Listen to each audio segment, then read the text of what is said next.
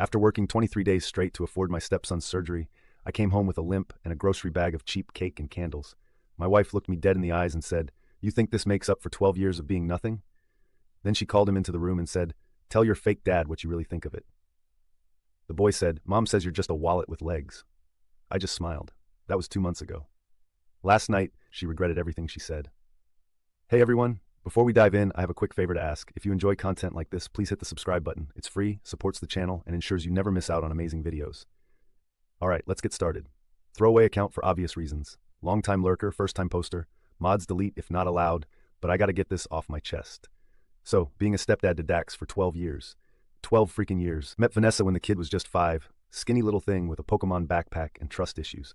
His bio dad ghosted before he could walk. I stepped up. Not because I had to, but because that's what a man does. That's what I do.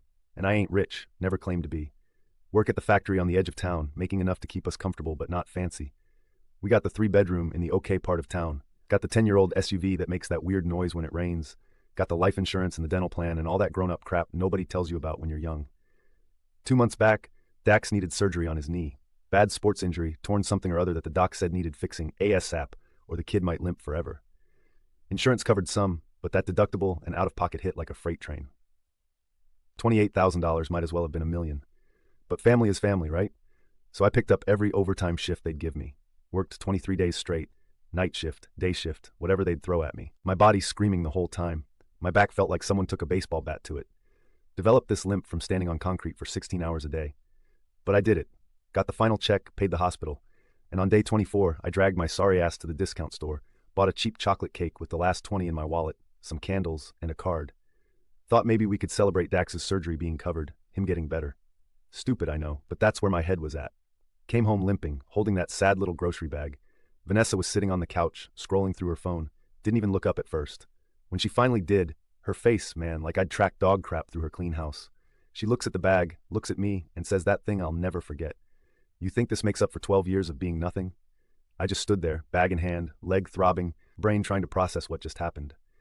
Then she called into the other room. "Dax, come tell your fake dad what you really think of him." The kid walks in, 17 now, tall, on crutches from the surgery I just killed myself to pay for. And he looks at me with his mom's exact same expression and says, "Mom says you're just a wallet with legs. Ain't that something?" 12 years, thousands of baseball games, homework help, picking him up when he puked at sleepo, teaching him to drive in the empty parking lot. All of it reduced to a wallet with legs. I just smiled. Didn't say a word. Put the cake down on the coffee table and walked to our bedroom. Closed the door. Sat on the edge of the bed for a long time. See, I'm not a yeller. Never have been. My old man screamed enough for 3 lifetimes. I swore I'd never be that guy. But in that moment, I felt something break inside me. Not my heart, something else. Like the last chain keeping me tied to their fantasy version. Next morning, I called in sick for the first time in 5 years. Waited till they both left. Vanessa to her part-time job at the mall. Dax to his friend's house. Then I went to work, not at the factory. Different kind of work. First, the bank. Opened a new account they couldn't access. Called HR and had my direct deposit changed. Left enough in the joint account to cover 1 more month of bills, not a penny more. Then a lawyer, just a consultation. Laid it all out. He took notes, nodded a lot, told me to document everything. Start keeping receipts, record conversations if my state allowed it. It does. Take pictures of the house and everything in it. Back home, I started looking at things differently. The designer purses in Vanessa's closet. Dax's gaming setup that cost more than my first car. The credit card statements showing restaurant charges when I was working doubles. The whispered phone conversations that stopped when I entered rooms. But on the outside, I was the same old Stanley. Quiet, reliable. The wallet with legs. For 2 weeks, I smiled and nodded. Went to work, came home.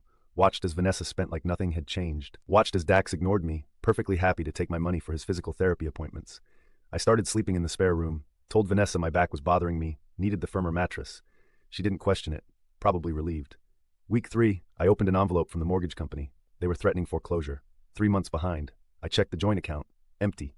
The money I'd left for bills, gone. On what, who knows. But not on keeping a roof over our heads. That night, I paid the mortgage from my new account. Then I installed cameras in the common areas of the house. Nothing creepy, just security. Evidence gathering, like the lawyer suggested. Week 4 is when Vanessa first noticed something was wrong. Her card got declined at the grocery store. She called me furious. I played dumb. Must be a bank error. Call them and check. She did. They told her there were no more automatic deposits coming in. That's when the text started. The screaming when I got home. Where was my money going? How dare I? What kind of man was I? I just looked at her and said, thought I was nothing anyway. Just a wallet with legs. Wallets don't have ears, Vanessa. The look on her face, like she'd seen a ghost, but not of someone dead. the ghost of the man she thought she'd killed long ago, the man with a spine. By week 6, things were tense. Vanessa trying to sweet-talk me one minute, threatening me the next. Dax avoiding me completely. I kept going to work, kept paying only what I needed to pay. Mortgage, utilities, groceries. No more free money. I found an old text thread on Dax's tablet he'd left logged in. Vanessa telling him to butter me up because they needed money for his school trip. Telling him I was an ATM with legs. Just be nice and I'd spit out cash. 8 weeks in. That was yesterday. Vanessa tried getting into my email. Got notified of a password reset attempt. Same day, found her going through my dresser drawers, looking for God knows what. Last night, she came into the spare room where I was reading, sat on the edge of the bed, started crying about how she didn't know how we'd gotten here, how much she appreciated everything I did, how Dax was just repeating something stupid she'd said in anger years ago. I just handed her my phone, showed her the videos, the texts, the bank statement, the consultation paperwork from the divorce attorney. She went white, then red, then started screaming, loud enough to bring Dax running. That's when everything changed. But that's a story for tomorrow. My break's over, and I gotta get back to work. The wallet with legs never rests, right? Update, it's been 2 weeks since my last post. First, thank y'all for the support. Didn't expect 20,000 upvotes in my inbox to explode like that. Second, Vanessa's face when the bank declined her card at the salon was just the beginning. Where was I? Right, last night when everything changed. So there's Vanessa, standing in the doorway of the spare room, face going from ghost white to fire engine red as she's looking at the evidence on my phone. Dax comes running in because of the screaming. Sees his mom losing it, sees me just sitting there, calm as a cucumber. The kid looks between us, confused. What's happening, he asks. I turn my phone so he can see the text convo I found, the one where his mom calls me an ATM with legs, the ones where she's coaching him on how to get money out of me, the one where she laughs about how I'm working myself to death while she's planning a girl's trip to Cancun. Ain't that something? All those extra shifts for his surgery, and she's planning beach time with the girls. Dax's face changes. First time I've seen that kid look ashamed in years. He starts backing away, but I ask him to stay. Tell him we need to talk as a family. For real. Maybe for the first time. Vanessa's still screaming, but now it's damage control. She's saying I'm taking things out of context, that I'm trying to turn her son against her, that I've always been jealous of their bond. I just pull up the video from 3 nights ago, the one where she's on the phone with her sister talking about the divorce she's planning, about how she's going to take me for everything, how the courts always favor the mother, how Dax will say whatever she tells him to say. The kid looks like someone punched him in the gut. Mom, is all he says. She tries to grab the phone. I move it away, tell her to sit down or leave. Her choice. She sits. Smart move. I explain to Dax exactly what's been happening, the money situation, the behind-my-back stuff, the lies. I show him the mortgage statement, showing we almost lost the house while his mom was buying $300 jeans. He looks at her, waiting for her to deny it. She can't. I tell him I'm still paying for his physical therapy directly, still covering his college fund that I moved to an account only he can access when he turns 18. Still making sure he has what he needs, because despite what they both think, I'm not just a wallet. I'm the guy who chose to be his dad when his real one bailed. The room gets real quiet. Then, like that moment in movies where the bomb timer stops at 1 second, Vanessa starts crying, but not the manipulative kind from before. The ugly, snotty, I got caught kind. And Dax, he just looks lost. 17 years old, but suddenly looking like that 5-year-old with the Pokemon backpack again. I tell them both I'm sleeping at my buddy Mike's place tonight. Need some space. And I walk out. Spent the night on Mike's couch playing video games like we're teenagers. Not 40-sums with bad backs. It felt good. Next morning, I wake up to 67 text messages from Vanessa. Everything from I hate you to please come home to I'll change I promise. Classic manipulation cycle. I head home to shower and change before work. Find Dax sitting at the kitchen table, picking at a bowl of cereal. No Vanessa in sight. He tells me she went to her sister's place. Then he asks if what I showed them was real. All of it. I sit down across from him, tell him yes, all of it's real. But also tell him none of this is his fault. That adults make their own choices, and his mom made hers. Then this kid, this almost grown man who's barely spoken 10 words to me in the last year, asks if I'm really leaving, if I'm done being his dad too. Felt like someone reached into my chest and squee. I tell him I'm not done being his dad. That was never on the table, but things between me and his mom are broken beyond repair. He nods, says he gets it. Then he shows me his phone, screenshots he took of texts between his mom and her friends, going back months, years even, all talking about me like I'm the help, the walking ATM, the sucker raising another man's kid. I ask why he's showing me this. He says, because I deserve to know the truth, that he's sorry for how he acted, that he believed his mom when she said I was just staying for the mortgage tax break or whatever. We actually talked for 2 hours, first real conversation we've had since he hit puberty. I'm not saying everything's fixed. The kid has been poisoned against me for years, but it's a start. That was 4 days ago. Since then, 1. Vanessa came back from her sister's place to find the locks changed. Legal in my state since my name's the only one on the deed. Left her stuff in garbage bags on the porch. She went ballistic, but neighbors got the whole thing on their doorbell cams so she couldn't make up stories. 2. Dax decided to stay with me. His choice. He's old enough that the courts would let him choose anyway. That knocked the wind out of Vanessa's sails real quick. 3. Her sister, who I always thought hated me, called to apologize. Said Vanessa has been lying to the whole family for years, making up stories about me being controlling, abusive, all that garbage. Now they know the truth. 4. I officially filed for divorce yesterday. My lawyer says with the evidence I've got, she won't get much. The house is mine from before we met. My retirement is protected. Child support is a non-issue since Dax is staying with me and is almost 18 anyway. 5. Vanessa's car got repossessed this morning. Turns out she hadn't been making payments for 3 months, using the money for who knows what instead. She called screaming that I need to help her. I hung up. 6. Dax asked if I would still help with his college application. Said his mom always handled it, but now he doesn't trust her to do it right. We're sitting down this weekend to figure it out together. It hasn't all been smooth. Dax is still a teenager, with all that attitude. We had a blow-up fight last night about his curfew, but at least now we're fighting about normal stuff, not this twisted money game his mom created. The weird part? I don't even feel good about any of this. Not really. Just tired. Relieved, maybe. Like putting down a heavy backpack I didn't realize I was carrying. Vanessa showed up at my job yesterday, caused a scene in the parking lot, crying, begging me to talk to her. Said she'd go to therapy, said she'd change, said she never meant any of it. My buddies at work formed a wall between us so I could get to my car. Real ones, those guys. But here's where it gets interesting.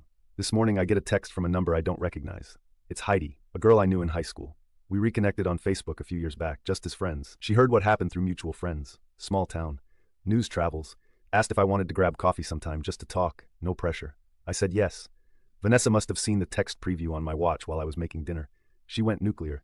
Started throwing things, screaming that I'd been cheating all along, that she was right about me, that I'm abandoning her when she needs me most. Dax walked in on this tantrum.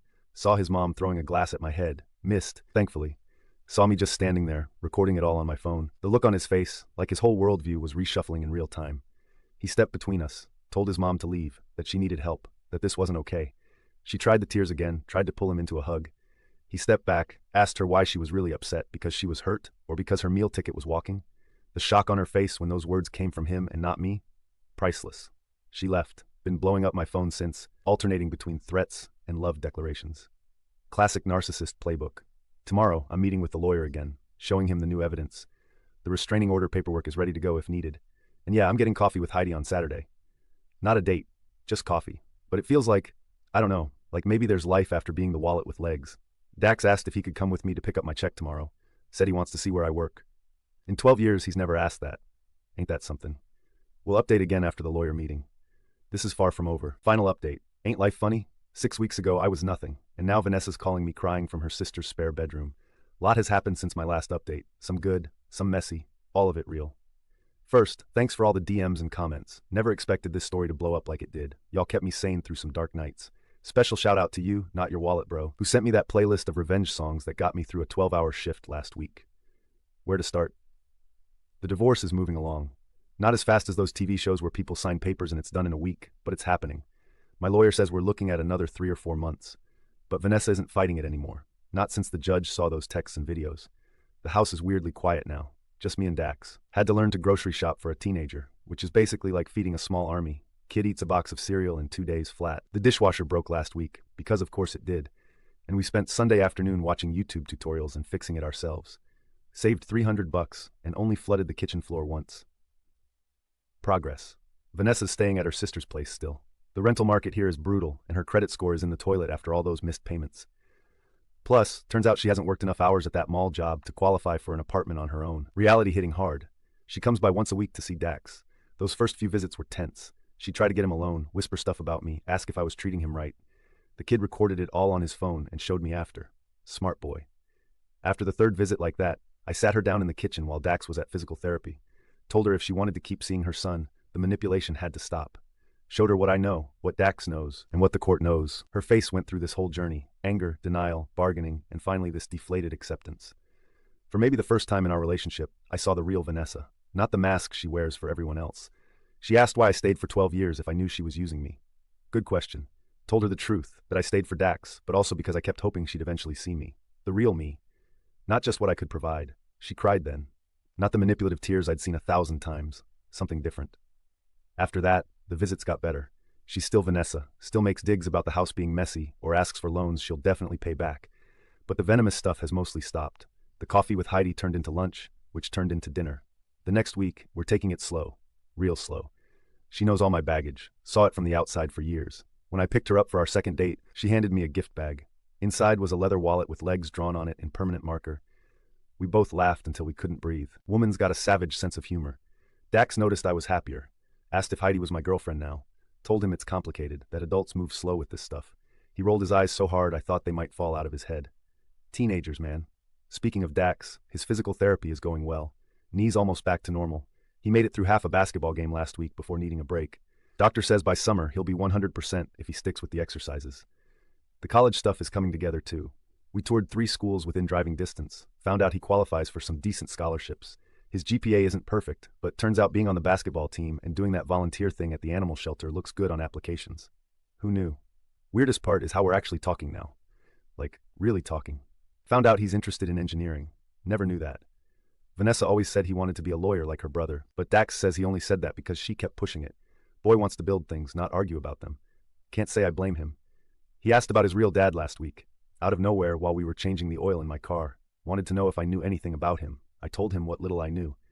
Guy's name is Austin. Moved out west somewhere. Has another family now. Dax was quiet for a while, then asked if I thought the guy ever regretted leaving. Told him I didn't know. But that any man who could walk away from him missed out on knowing the best kid in the world. He didn't say anything. Just kept handing me tools.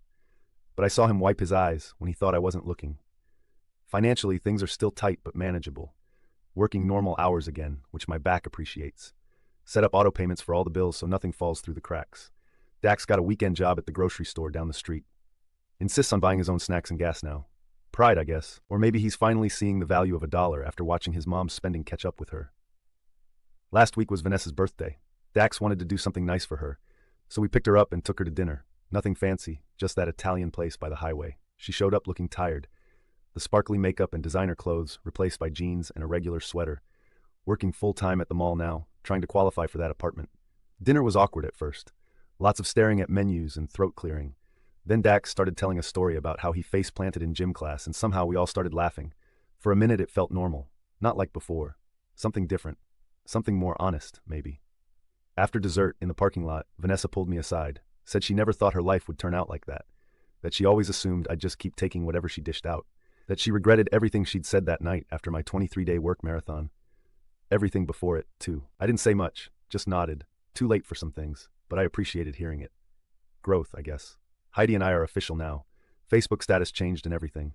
Met her parents last weekend. Her dad's a quiet guy like me. We spent 3 hours in his garage looking at his classic car while Heidi and her mom caught up inside. Didn't need to talk much, just handed tools back and forth. It was nice. She stays over sometimes, but never when Dax is home. Kid's got enough to process without adding that to the mix.